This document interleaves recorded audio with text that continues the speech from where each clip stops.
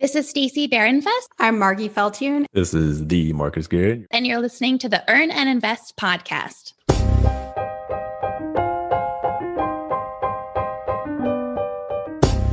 It was March 2020, and I was at the economy conference standing on the stage. I was the last speaker. As I was giving my talk, I felt all the tension and anxiety leave as I looked out on the crowd, and I had them. I could see their breaths going in and out, their chests moving up and down. And it's what I live for in public speaking, that connection, that being with people. Little did I know that shortly after that event, the pandemic would kick in and we would pretty much go on shutdown. Almost every meeting and speech I had planned for the next year either disappeared or went virtual. And I had a bunch of them. And in fact, I work in a speakers bureau, a physician speakers bureau, and I had a number of my talks canceled, but one did go virtual. And I remember getting all prepared. I got my ring light ready and my computer and my mic, and I stood up and I gave this talk to a Zoom meeting, and it just wasn't the same. It didn't have that same feeling. I didn't feel the same connection. And yet, it seems more important than ever to understand our virtual footprint, our identity, or dare I say, our brand. And not just for us content producers.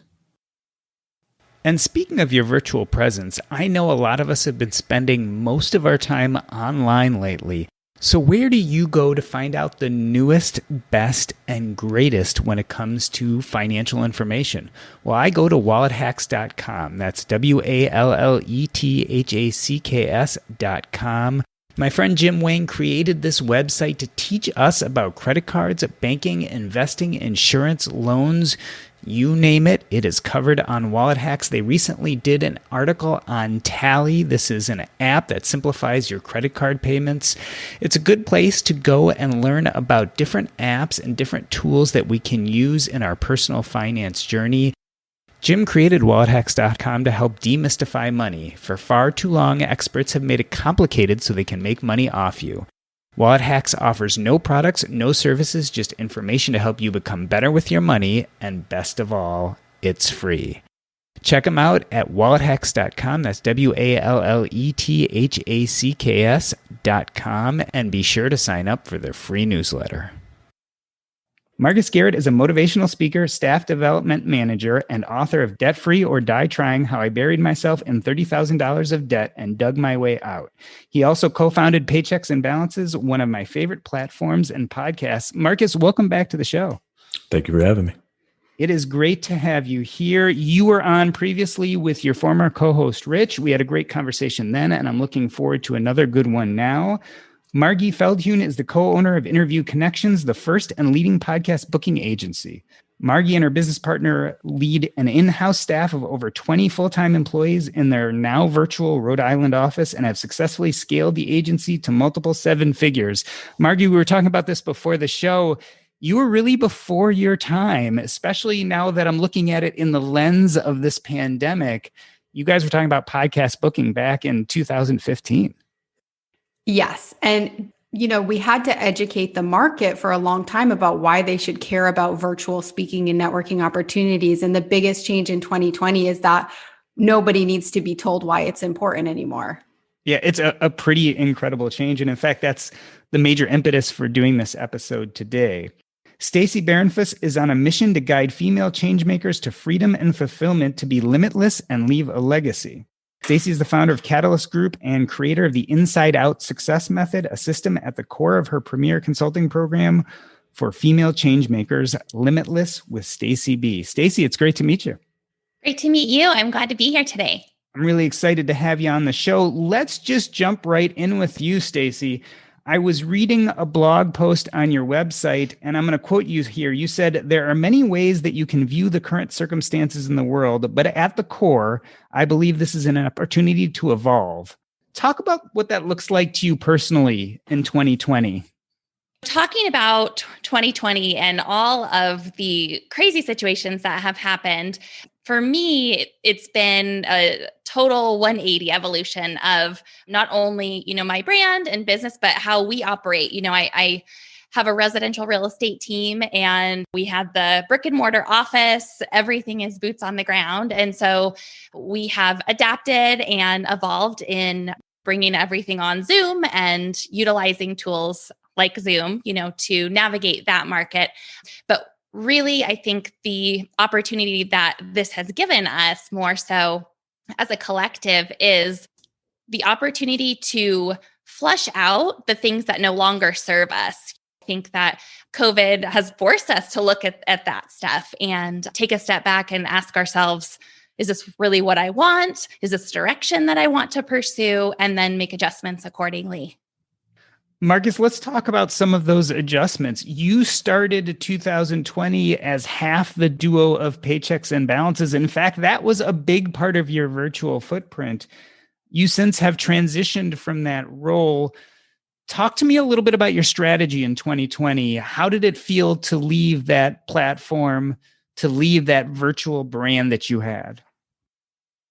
It's difficult. I'm going through it in real time. So I'm building up the Marcus Garrett. I guess technically been building it the whole time. I can't remember. I think I started the Instagram about 2 years ago. And it was just kind of one of those things. I think I wanted to do something under Paychecks and Balances. It didn't really seem like a good fit. And I was like, it seems like a cool idea. And then I was like, well, Instagram's free. So I was like, well, let me just launch this platform, see what happened. I really just started testing out ideas like as people tend to do, and started building a following there. And then I was like, okay, well, let me start up a website. And so for my particular circumstance, it started without any real strategy, and the pandemic became the catalyst. As Stacy was talking about, when figuratively, I'll say at that time, I thought it was literally when I thought the world was ending. So we all have our pandemic story. I was in Bali, and there was really a point where we're like, are they going to let us back in the United States? They were like shutting down airports, and, we're trying to enjoy the beaches and sands. And every time you log on social media, it's like, the world is ending. There's no toilet paper. And so we're like, okay. And it supercharged where I want to spend my time. For me, and I've told this on a few podcasts, 2 other events in addition to the pandemic that really had an aha moment for me was actually the passing of Kobe Bryant, which I believe was in August. But Kobe was 43, 44. And then the passing of Chadwick Boseman. I'm 37. And I really took a step back, like, where do I want to spend my time? Because it's finite. Was it hard to move from a brand of Paychecks and Balances, which was a little bit more generic, to actually going to your specific name, right? The Marcus Garrett. So you're self-identified here. Were you very thoughtful about that change? Yes and no. Honestly, the Marcus Garrett came because I Am Marcus Garrett was taken. He's a 6'6" Kansas basketball player that is dominating the Google homepage and preventing me from getting on the homepage. And so I was like, and he goes by Marcus Zero. I'm like, this guy is killing me. So the Marcus Garrett was available. So that's the story behind the Marcus Garrett. It very easily would have been I Am Marcus Garrett. And more so to better answer the question, I really want to do something that stood or fell on my success. I've actually started like 4, 5, 6 brands, which is actually what I talk about now.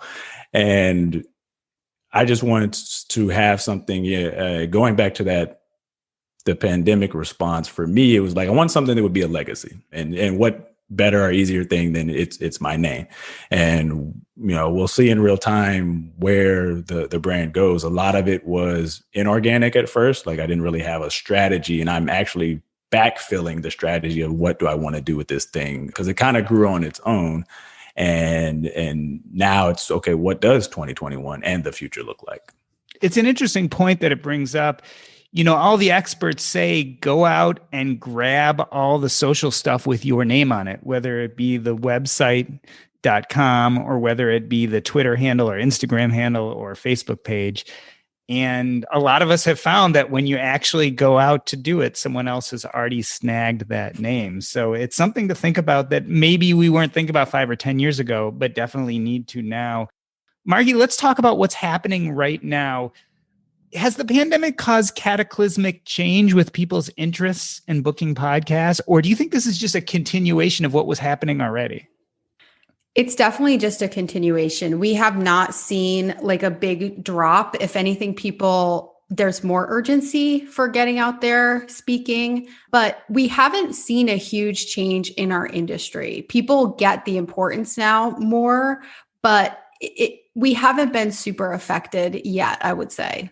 In a sense, it's almost been a proof of concept, right? The pandemic pushed people to embrace something that you've already been yelling at them for a while to tell them to do. Absolutely. Yeah. We have 7 years of content of like, you need to be out there speaking virtually, in addition to whatever in-person stuff you're doing. And yeah, it was definitely proof of concept. Stacy, we mentioned earlier that you started using Interview Connections. Tell us why you got involved with them and how long ago you decided that this is an important platform to build. So I had met Margy and Jess back in 2018, actually. And when I met them, knew that it was important based upon, just the traction overall in the market and my use of podcasting, just listening to podcasts, that is. And I ended up in early 2019 talking more with Jess. And at that point, I was fully immersed in my real estate team. I was in the middle of doing a development and building homes myself. And so I knew I needed to wait. Of course, now looking back, I wish I would have taken action at that point. But the interest and desire to move forward with it was, from a branding perspective and just knowing that it's a fantastic way to connect and the opportunities that come from it are beyond what I imagined originally. Tell me a little bit about how someone interested in real estate uses podcast guesting, because just a priori, I would think that wouldn't necessarily be a business that lends itself to this media. Yeah, and it's such a fantastic way. And it's something I jumped into their Facebook group and spoke about yesterday. It's such a great way for realtors because what it does is it positions you as an industry leader. You have the opportunity to share, your professionalism, the tips and efficiencies, how you are excellent with other realtors so that the whole bar can raise. Additionally, what we've seen is other agents in other states reaching out to us and asking if they can set up referral agreements with our team so that we can take care of their clients and they get that 25% referral fee back. So that's been the biggest way, is through educating the market on what standards should be and them learning from us and then referrals coming in. Marcus, I find it interesting the way in which people use their virtual identity to forward their businesses. I get the feeling in some senses you're a lot like me. You like being up in front of crowds. You like doing corporate trainings. You like doing motivational speaking. What role do you think a virtual presence should play in someone's platform today? Like, how important is it? I don't think you can not successfully have one, especially in this particular environment, however long this forever may be, with every day seeming like forever. So the example I use, I used to do staff training. And so I'm in front of a crowd, 80, 100,000. And one thing that's been real strange and honestly still haven't gotten used to, but I've heard a lot of speakers talk about this, is the inability to feed off the crowd. So now I ask people to participate in the chat or drop a GIF, or just so I know they're out there. So I drop a joke that I've been working on for months and weeks. I'm like, yeah. And it's dead silent, no laughter, no feedback, no hand clap, maybe a virtual emoji comes floating up from the bottom. And I didn't realize the loss of what that would feel like. It's still a little bit weird and uncomfortable. And one thing I wrote down while Stacy was talking is, I'm still going through the panic of how will I meet new people? All the conferences have been canceled. And that's primarily how I got podcast interviews and how I got all this growth. And so I'm at this establishment of a new brand in the now cut off world. And it's like, well, who do I go to and what conference would I talk to network and expand? And so the weird thing is I do have this virtual platform and I have, all these quote unquote followers across social media, but anyone who looks at the data, that you can't reach them all at one time. So I'll drop a post. I have a post, quote unquote, going viral right now. It's like a little joke with LeBron. It's got like 800 likes. And it has nothing to do with anything. I just kind of posted it in the middle of the night. Now, if I had thought about this for weeks on end, I talked to my marketing team, it'd get like 10 likes. And I dropped it at a time they had just won the championship. So now anything with LeBron's face does well.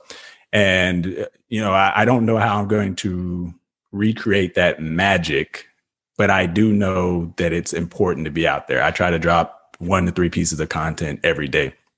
So I think we're all trying to figure out what do you do next, but I think you have to be out there and we'll just figure out the new normal. You bring up an important point. One of the frustrating things about doing a podcast for me is I was finding myself getting more and more popular. I was finding my downloads going up and up, and yet it felt like crickets, right? There's not a lot of response. People are listening, but there's this level of connection. And as you're talking about that LeBron tweet, I think you said, or piece of content, this idea of actually connecting with your audience, it's a little bit more than just having a virtual presence. You've actually got to connect. For me, I'm trying to figure out what that looks like. So typically, and I'm going like everybody, I think it feels like I'm going through the whole business coaching thing now. And I took a course for, whatever the new strategy will be. And I'm actually coming towards the tail end of this particular program. And they're like, well, you need to drop videos and you need to see your face. So I used to have an entire course. I'm building a new course program. And it was all what I used to do in the past. It was all slides and my voice. And people were like, you need to be in front of the camera. People want to see you. That's why they're buying this piece of content. And of course, in my head, I'm like, why the hell would anybody want to see me? But now in hindsight, it's like, well, if I had all that, I could have multi-purposed that content. And people actually do, because if any of us, unfortunately, have logged on Facebook and in the last 3 months since the pandemic, or 6 to 7 months now since the pandemic started, you're seeing this influx of ads. I know I am flooded with buy this course, buy this course, buy this online thing, buy that online thing.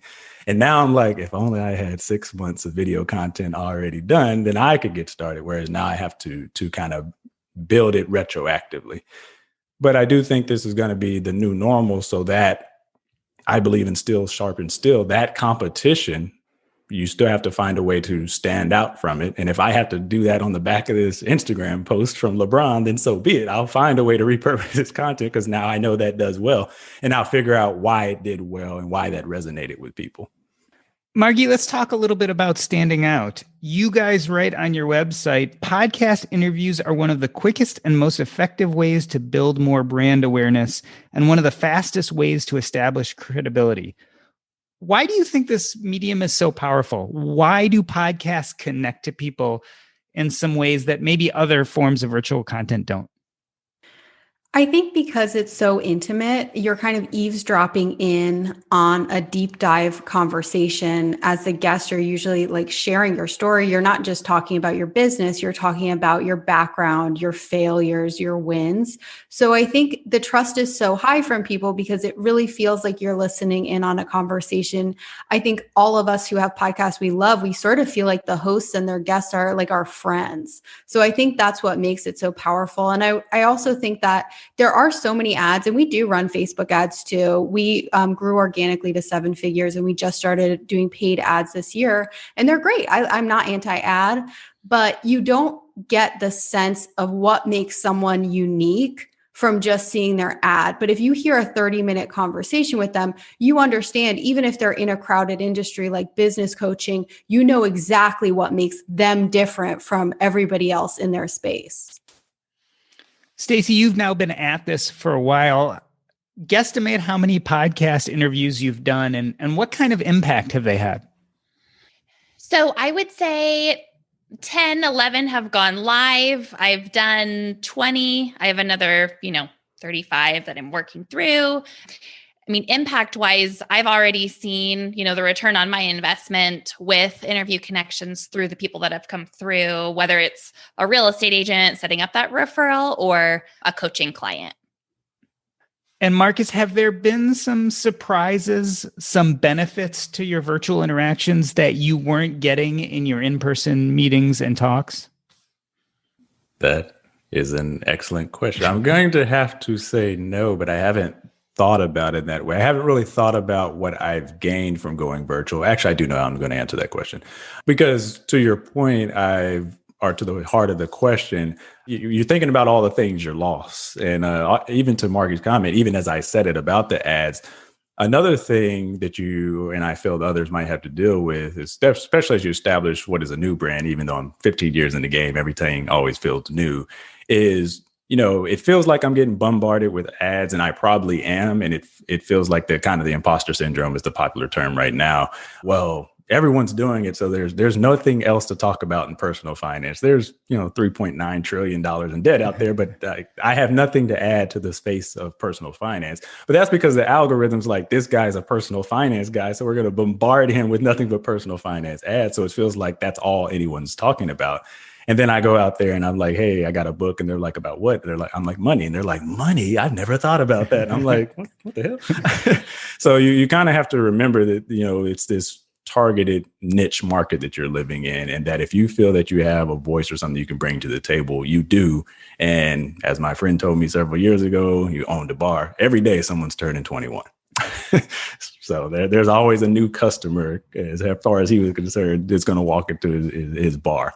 To answer your question about what's gained or lost, I would not have been able to, and I used to open this with an apology, start the brand that I have now, but for the pandemic. So the pandemic shut down my office. By the time I got back to the office, they weren't even returning to the office. And I've gone back to the office maybe 6 or 7 times for the day job since March. And thus, so I'm working from home, and I did like a lot of people. So, you've seen the memes where like everyone's learning to bake artisanal bread. And I was like, well, I'm at the house. At that time, I knew that I was leaving paychecks and balances, which gave this influx of hours back into my life at the time when I least needed to be sitting around thinking about stuff and, falling into depression. And so I was like, well, actually, it was a Facebook ad. It was like, you don't have anything to do? Here's a webinar. And I was like, all right, let me watch this free webinar. And I fell into the funnel of the course of the mentor and the coaching program I'm ultimately taking right now. So I think the thing that was gained is, one, at the time when I was trying to figure out what's next, what's my legacy, whether it's either God or Facebook ads, or maybe those are one and the same, this thing arrived and then just like, you need to do this. And then if you want to grow your brand, here's how you go about doing so. That's what I've gained. I literally got 2 monitors and 3 computers going right now during this interview. So if a ping goes off, I turn to the right and I do whatever I need to do and solve for the team at the 9 to 5. And if I immediately have an idea at work, that used to be like, well, let me write this down. So I leave the office and then it's 5:01 and I'm exhausted and I'm too tired to do anything towards the personal brand. I get home, go to sleep. And that thing that would have taken 2 minutes is now 2 weeks. I turn back to my left and I hop on the personal computer and like I update the website, or apparently I dropped this LeBron Instagram post that goes and gets 5 times the amount of likes that I get on any other post. And so it's a lot. The pandemic has provided immediacy for me, and I would think a lot of people. Margy, as I listen to Marcus, I kind of think like, is there any going back? So clearly, if you listen to his idea flow, the way he's going about his life and his business, it has fundamentally changed because of this pandemic. What happens tomorrow, a month from now, a year from now? Let's say a vaccine comes out, people all of a sudden are going back into the world. Will we go back to business as usual, or have we fundamentally changed? I don't think anyone is really fully qualified to make predictions at this point, because we're going through something that no one has lived through. So whenever I hear someone with 100% confidence saying something, I'm like, okay, maybe. So I don't know. I think it's probably fair to assume that we'll never be the same, because even with COVID gone, we've lived through this. Like, we know if you have grandparents who lived through the Depression, they have little things that they do that are kind of weird. And it's because they went through the Depression. Like, maybe they don't throw anything out, or they like use it way till the end, and you're like, just throw it out and open a new one. And they're like, no, because they lived through the Depression. So all of us, I think, will always have those things about the way we are personally and in business that are forever changed. Like, I don't think we're going to be wasting toilet paper because of what we've been through. So I think it will be different forever. I do think we're going to be able to travel at some point in the next few years. What travel looks like could change a lot. The price point of basic travel has been predicted to go up quite a bit, I believe. So will we want to travel as much? And like Stacy said, we've had this time to reevaluate. So what are we going to take back on our plate? Like, there's trips that I'm probably not going to do that I would have maybe previously said yes to because I was saying yes to every travel opportunity. But now I'm like a little more selective about who I'm spending time with and what opportunities I'm taking.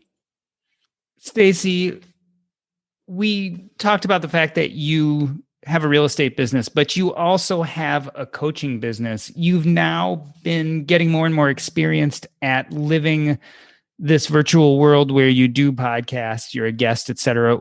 What are you bringing to your coaching clients? What are you telling them about building up their virtual brand? So a lot of the work that I do is basically turning everything on its head and going from the inside out. That's the name of my method. And so, I have clients that are in the emergency room, doctors, physicians, and people that obviously have, a coaching brand or a leader in the corporate space. And so, what we're talking about a lot is connection, right? And how they can fulfill themselves without having to have that external validation, and how they can navigate this. Because, like we've all talked about in some way on this podcast today, I know for me, I went through the process of initially, wow, I didn't realize how much I depended on going and seeing that client or interacting with a team member to get energy to move through the projects I was working on. And I think that's true for many people. And so, leading people to understand how they can achieve that fulfillment and freedom within themselves. And then the interactions and connections are more of a bonus. And like Margy was saying, you're more selective because you don't have to have that to feel complete. You're complete without that. And then you can do what you enjoy and be with the people you enjoy. Marcus, it's an interesting question because as we're talking about becoming more selective, I also feel like virtually people will start getting more selective as they get used to this fact that we're doing less in person and more online. So right now, people are jumping into a lot of things. At some point, they will also start narrowing their focus, which means we as content producers might have to hustle a little more. Talk to me about your 2021 strategy. Where do you think you'll want to go virtually? Which platforms, which social media types do you think you'll be most involved in? Another one I heard at a workshop was Focus. It is actually on a course building workshop, of course, for building courses. Yeah. And the acronym was Focus on One Course Until Successful. And that might be trademarked, though, because whatever. I'm not trying to get sued here. It's not mine. But it was interesting. That happened pre-pandemic, but it was like around that time frame, August or something to that effect. And it was fascinating hearing that because I had just come from, and I still believe in, if you want to grow, say yes to everything. If you want to be known, then and this is what my plan is for 2021. I'm very specific about what I say yes to now. Like I had an opportunity to join a very successful gentleman on a board that he was establishing.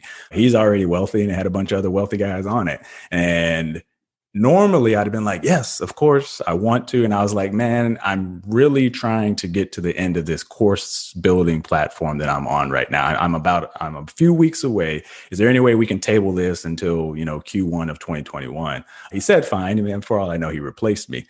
But no, two things I think come from that is one, to be in a place to walk away from what could have potentially, it was just an idea, been a lucrative opportunity. In the past, I would have panicked, and it's like I have to take all the opportunities. And I kind of phrase it as I said yes to 100 things and watch 99 things fail.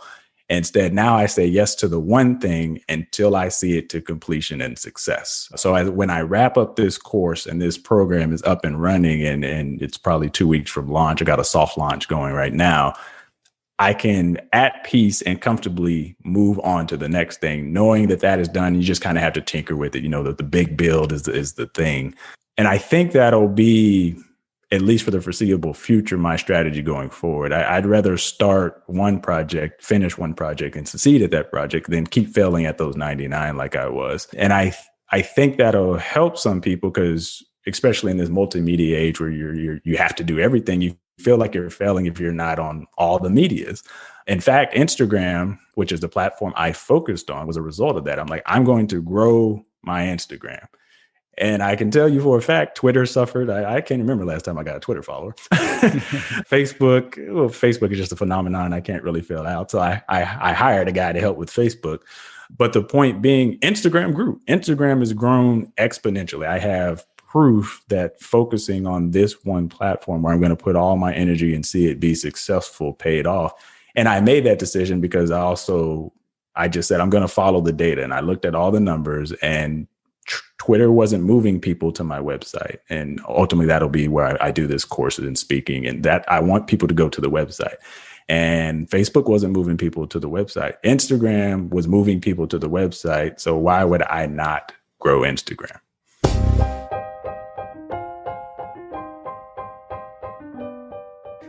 In the first half of the show, Stacy, Marcus, and Margy talk about how to virtually brand ourselves in this new post-pandemic world. After the break, we dive into what being a virtual content creator and consumer looks like in 2021. But first, are you tired of spending time on spreadsheets to manage and keep track of your investments? Passive can help you invest, rebalance, and keep track of your accounts so you can get rid of your spreadsheets. Once you set your portfolio, Passive will do all the calculations to keep it balanced, send you notifications when your portfolio needs attention, and you can even place your trades across multiple accounts at the click of a button. Passive helps you keep a balanced portfolio in your brokerage account with ease. It's like being your own personalized robo-advisor. Check them out at passive.com. That's PASSIV.com.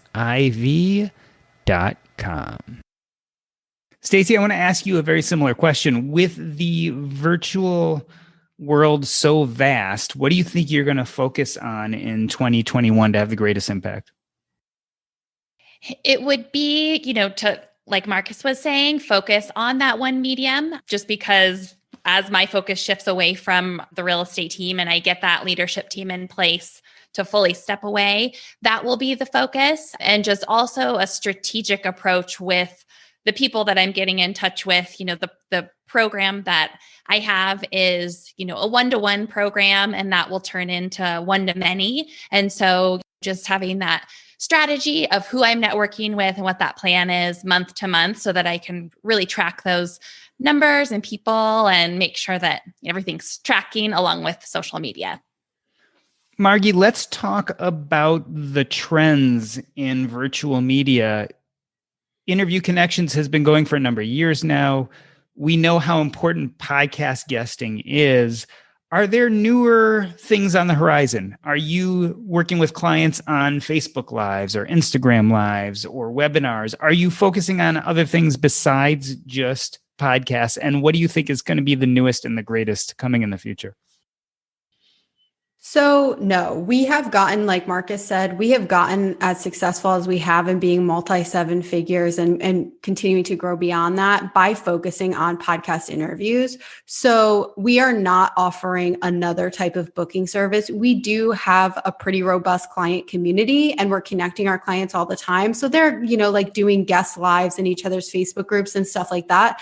But that's not like counting as their bookings. That's just a benefit of being in the community. I do know that a lot more, I think there's a lot more people doing Zoom calls and live video interviews, especially in Facebook group in 2020. I think that's really valuable. We are very active in our Facebook group and in other people's Facebook groups. So we do leverage that strategy, but it's not something that we as an agency are going to be branching out into because what Marcus said is a perfect thing. You look at what's working really well and put everything and all your focus into being the best at that and continuing to grow that rather than spreading out into a bunch of different things. Marcus, I want to transition at this point. We have spent the bulk of this conversation really from the viewpoint of a content producer or a business person.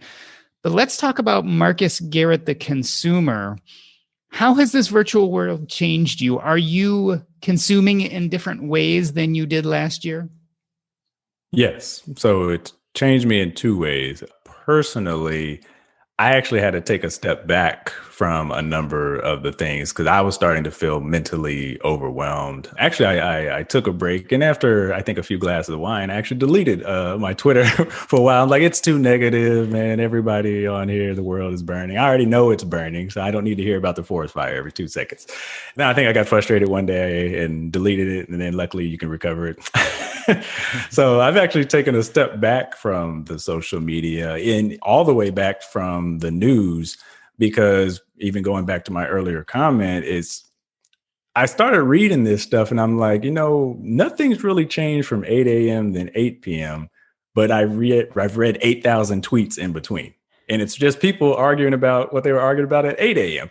And I was like, maybe I should just check the news at 8 p.m. because people will be 12 more hours informed and I don't have to digest 8 hours of generally negative content. And it's weird because Twitter is my favorite personal app. And I actually said this yesterday, arguably the most informed. Causation is not correlation, but it's the angriest social media. It's the angriest platform that I'm on. It seems like every time I log on, someone is angry about something. And I was like, I got to leave behind this thing that I really enjoy for my own benefit. Completely deleted Snapchat. And I think I deleted a few others. And it just kind of went back to Instagram, the note that I wrote also, and I'm not going to sit here and lie and say that Instagram is making me rich. I'm not an influencer, although I don't think a lot of influencers are rich either. Not, heaven forbid what the pictures show. But one, I actually enjoy it. And mentally and professionally, it helps me. So if you can find something that you enjoy, for which podcasting was for a number of years for me, and get paid for it, I mean, that's what all the memes and all the pictures that float around are about. Like, so I'm trying to find something that I can enjoy and get paid for. And I think that'll be my drivers for 2021. And the only thing I would add is, can I prove that with the data? Because there definitely be times where I'm like, I know in my heart of hearts this is going to work. There'll be weird things where like something will do well on Facebook, Snapchat, every other app, and then I post it on Instagram and it flops. And I'm like, what the? And so I got to kind of make peace with that if the data doesn't support it. I love what you said about leaving Twitter. I think that is a big change I've experienced in myself as a consumer. I am so picky about what I'm going to take in because we all have to do so much better to stay physically and mentally healthy. No matter, even if you haven't been personally affected by COVID, it's a lot of constant stress, even just subconsciously. And I'm a true crime lover. My favorite podcast in the entire world is My Favorite Murder. I've seen them live twice. I pre-ordered their book. I don't listen to their show anymore. And I love them, but I have not listened to true crime or watched any true crime in 2020. All my podcasts are motivational, like law of attraction, positivity, because I'm so conscious of what I'm taking in. If I turn on something on Netflix and in the first few minutes, I don't feel good, even if it's not an upsetting thing, even if I'm just like, oh, I don't love this, I'm out. Like, because you have to be so careful. And as creating content, I've found myself talking more about personal development, even in content about podcast marketing. And I've always been really into personal development, but I wasn't necessarily talking about it. I was just behind the scenes doing a lot of personal development, coaching our team internally on their personal development. But it's like now you can't separate that out from everything else you're talking about. And that's been a really cool evolution, I think. Stacy, you talk to people and coach them about personal development, and you've been developing your virtual footprint. Yet on the same time, if you're like Marcus and Margy, you might be stepping back from some of your own consumption. Does it feel a little funny spending a lot of time kind of professionally building up your brand and then realizing that on the other side, what you need to do is narrow and focus? It definitely does. It's been a whole new experience, getting into this world in this way. And I've had to double down on my focus, of when I am going on, what I'm doing, and be really mindful of not checking that post out or, that person out that I would typically go and, enjoy reading. And so it's been a great exercise in a way, because it's been a challenge to narrow down that focus. And I've ended up with the most odd purchases. Like recently, I just bought a Jawser size where you put this thing in your mouth and you build up all these muscles in your face and your face lifts. So, all this random stuff also that's come out of it, which is like, I don't ever buy stuff like this, but because of the pandemic, I now Jawser size.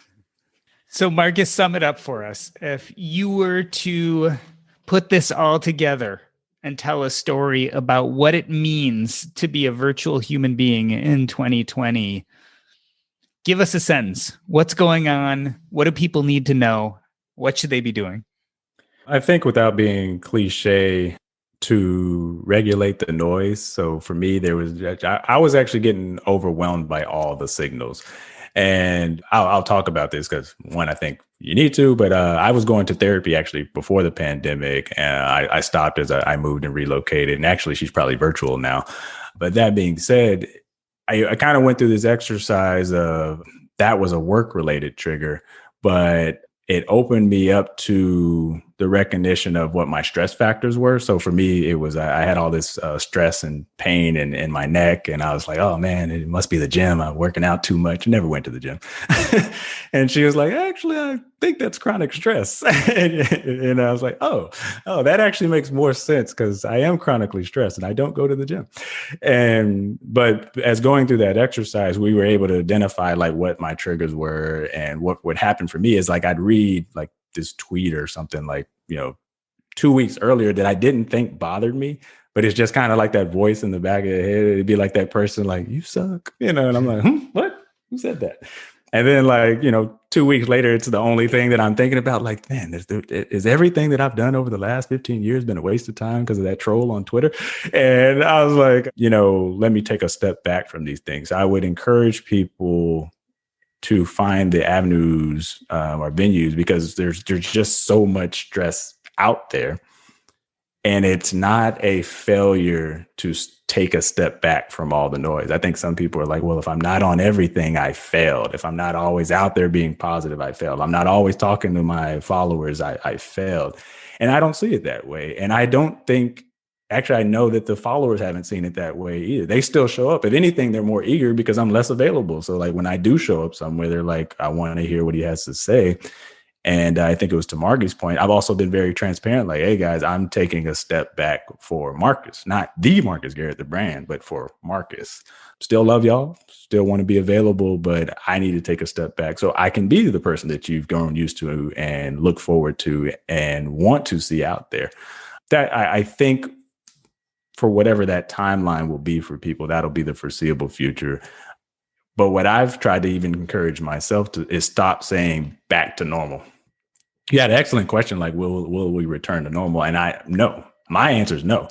I think there will be a new normal. And the reason I can say that so confidently in my case is my job is already like, we might never come back. Like, mentally prepare yourselves. Like, I got a survey the other week. They're like, hey, I think they're just kind of like, first they kept doing this thing where like, we're going to extend it a month. They're going to extend it a month. And then they just stopped talking about it. And so I'm like, are we coming back? And then they sent a survey, like one of those exploratory, hey, if you could only return for 50% of the time, how would you feel about that? And whatever the old normal was, I don't see it coming back in that way. But I do think there will be good things to come from what this new normal will be.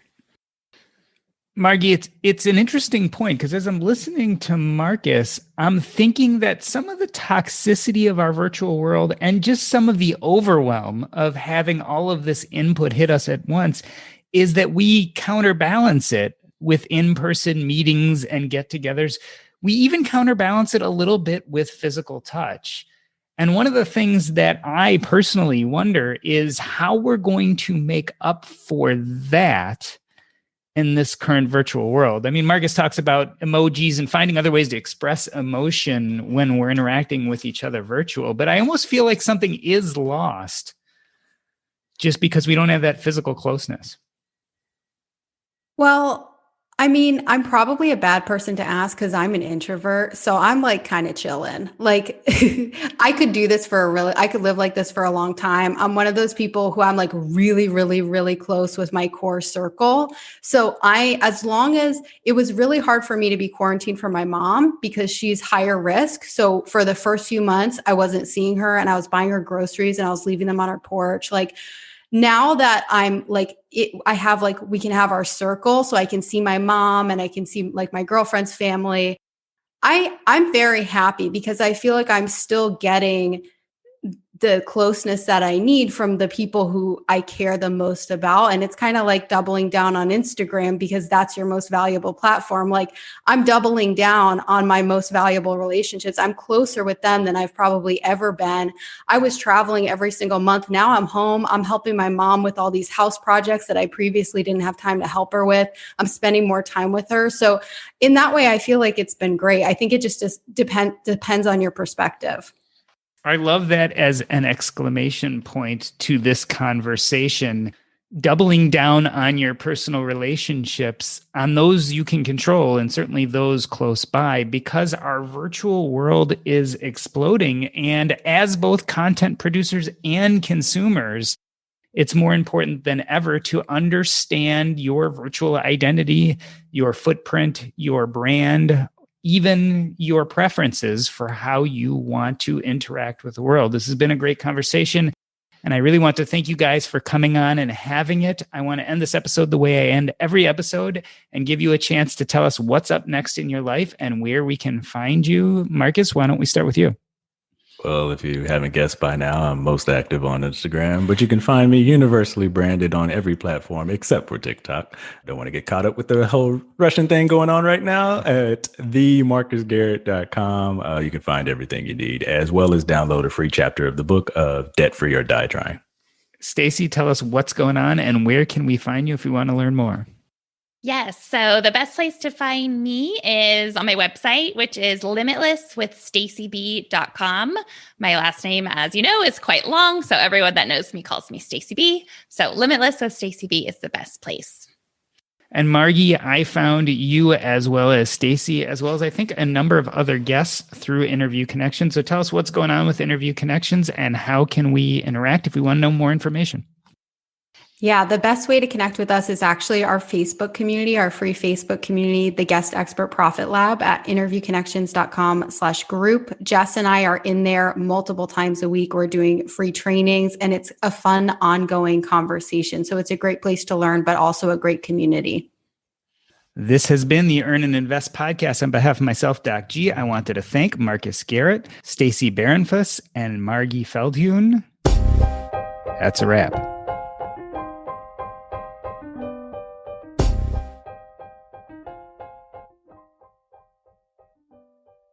I feel like at the end of this year, 2020, we all have to ask ourselves one big important question. What is your virtual persona? What is your virtual personality? Who are you online? Up into this year, I didn't really worry too much about this aspect of how I face friends, family, and even you all, listeners to the Earn and Invest podcast. The reason why is I didn't see me as innately a virtual human being. I thought that I used the virtual space to promote my podcast, to connect with people, but that was only a small part and parcel of who I was.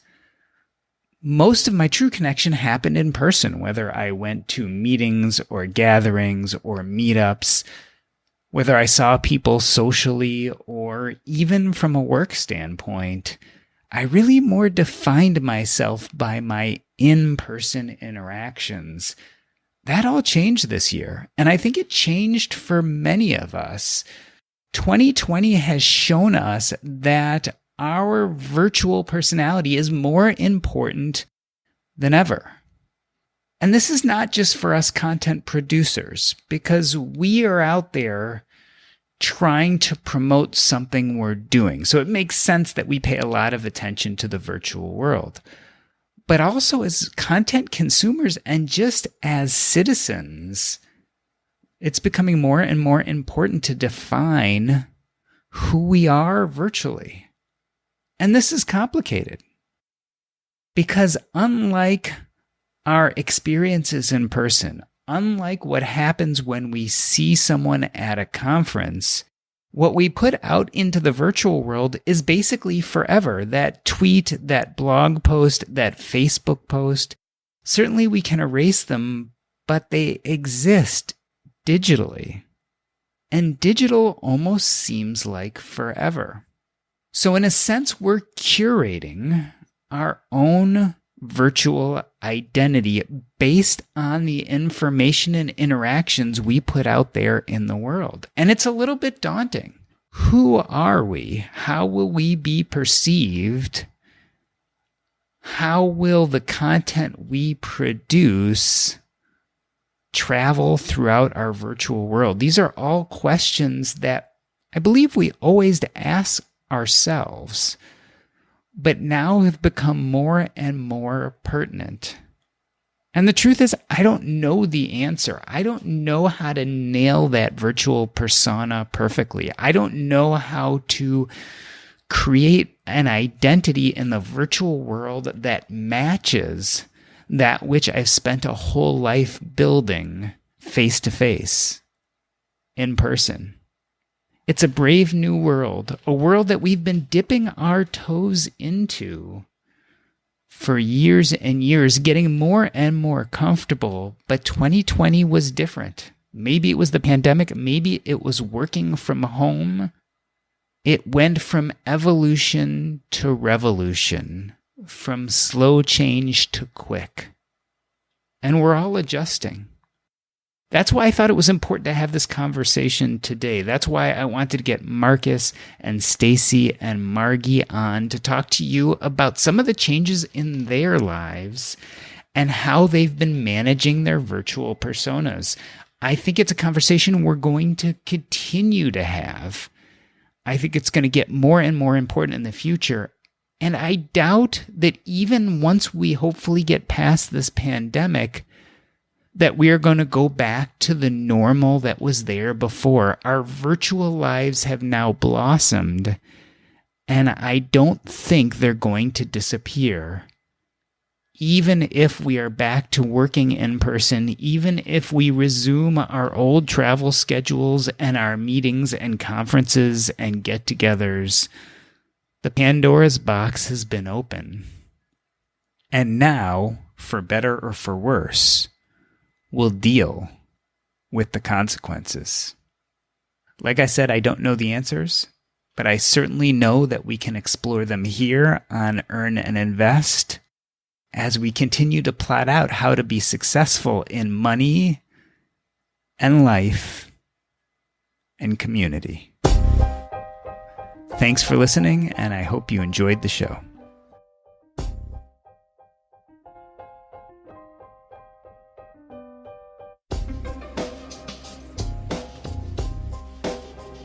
Cool. Thank you so much. Thank you guys. This is such a different kind of conversation. So thank you for putting up with my questions. Yeah, it's interesting. I think the world has changed. And as Marcus, you're saying, I don't think we can try to go back to normal anymore. And it's cool to see how people are making their way through it. So I think all three of you are doing very interesting things in this new world. And I think shine a light on what we need to do to progress and move on, whether that be in our businesses or even in our personal lives. And so it's cool to watch you do what you do. Appreciate it. Thank you so much.